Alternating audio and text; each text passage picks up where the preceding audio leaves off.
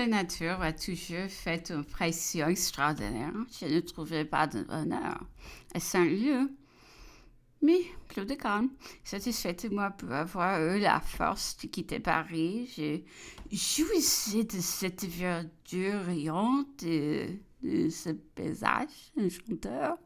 Tout me rappelait que j'aimais encore, mais tout me prouvait aussi qu'il était possible de me vaincre puisque je vais fuir au moment où je ressentais l'effet de cet empire nouveau sur mon âme. Lorsque je allais me rendre à Saint-Leu, j'avais reçu une lettre de M. de Flau. Pour m'écrire, il avait pris le nom de sa mère. Son chagrin paraissait grand d'apprendre mon départ. Il ne voulait qu'un mot de moi pour me consacrer sa vie. Je ne fus qu'une réponse et je montai en voiture. Caroline vint me voir. Sa conversation fut toute sur le bonheur d'aimer et d'être aimé. Cette passion, autrefois si vive pour son mari, paraissait s'être calmée.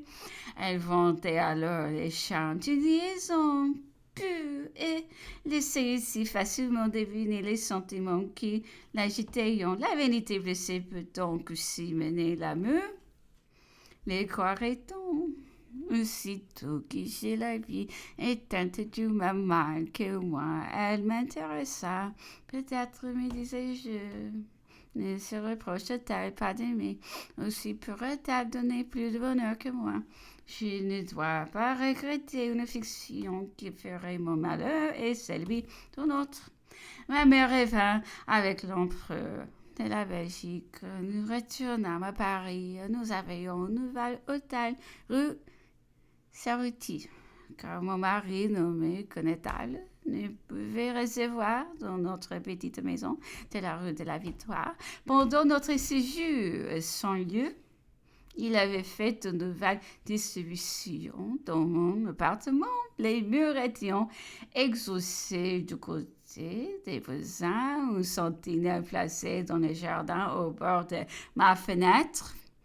Mes femmes de chambre ne pouvions plus arriver jusqu'à moi que par le salon, ce qui fit tant rire notre service que mon mari finit par laisser ouvrir de nouveau la porte qui donnait chez ma femme.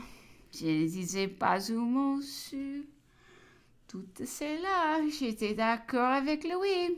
Il me semblait à présent que plus il monterait de garde vers où plus il me servait. Non, qui me fût jamais entré dans la tête de pouvoir oublier mes devoirs au point de recevoir un homme chez moi. Mais plus j'y voyais d'obstacles, plus j'étais satisfaite. Ma maison, nommée par l'empereur, se composait de Madame de Véry, d'Andonneur, de Madame de Villeneuve, de Léry, de Seyssel, Molière. Je conservais une place peu Adèle. Madame de Bluebers était gouvernante de mes enfants, Madame de Bouchepin et de Mornay, sous-gouvernante. Je peux équier M. Turchot. Il peut chapelain l'abbé Bertrand, qui avait été notre instituteur à Saint-Germain. M. d'Osmond, évêque de Nancy, était notre aumônier et le premier officier de mon mari était le général Nogue. Monsieur de Calencu, de Broc, d'Ajusson, de Villeneuve, monsieur de Scélérat, dont il fit son intendant par si peu son ami, sans doute parce qu'il servait sa passion. Il avait la haute police de la maison et dans aucun pays, je crois, elle ne fut mieux organisée. Cet homme avait de moi une frayeur extrême. Je devais être souvent le sujet de ses recherches. Aussi n'osait-il pas me regarder, quoique je les traitasse comme tout le monde. Les autres aides-de-camp étaient remarquables que, par le peu d'agrément de leur personne, mon séjour à Sainte-Leu mes fils connaître tous ces messieurs, dont aucun ne mettait de pied chez moi. Mesdames seules faisaient leur service tout à tour. Mon équipe ne venait que dans les moments des cérémonies. J'ai couché le 11 octobre 1804.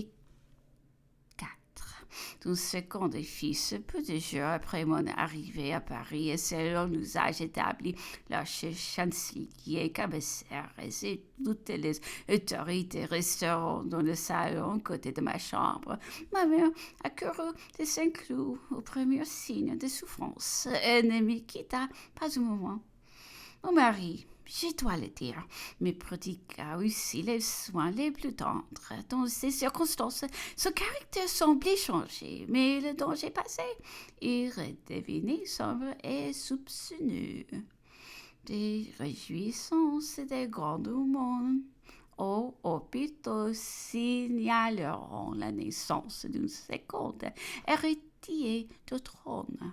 Car l'empereur et le prince Joseph n'ayant point d'enfants, les miens étaient appelés à succéder. Lorsqu'il fallut donner le nom de mon fils, son père écrivit sur le registre Louis, nom qui voulait lui faire porter l'empereur le façon de sa main, prétendant que tous les enfants de sa famille s'appelleraient Napoléon et que ce nom serait le premier. Mon mari, forcé de consentir, ne m'entretint durant toute ma fièvre de passion d'un tel pouvoir et de l'exigence d'un frère aîné qui voulait être maître de tout. Déjà pour mon premier enfant, il avait été longtemps à ne vouloir l'appeler que du nom de Charles, au lieu de celui de Napoléon. Ces petites contrariétés les rendaient en plus froid avec moi, comme je ne partageais pas des mécontentements que je ne comprenais pas. Plus si peu de choses, il était tenté de m'en croire auteur et me montrer plus d'aigreur. Si le bonheur est toujours un bien précieux, il est un besoin indispensable dans ces moments où une pauvre femme, condamnée à gémir sur son lit de douleur encore brillée, des souffrances affreuses que la nature lui a infligées, cherche dans tout ce qui l'environne l'intérêt, le repos, la bonté. Il semble que la providence ne la destine à une si cruelle épreuve qui peut lui faire mieux goûter le charme des douces affections et des tendres soins. Sa faiblesse est plus grande, ses sensations plus profondes, moins susceptibles de les combattre avec raison. Elle devient un enfant pleurant au moindre mot, sensible au plus petit cri. Mais son énergie peut supporter les peines morales. C'est alors que le malheur, s'il existe, s'empare d'elle tout entière et il laisse des traces ineffaçables.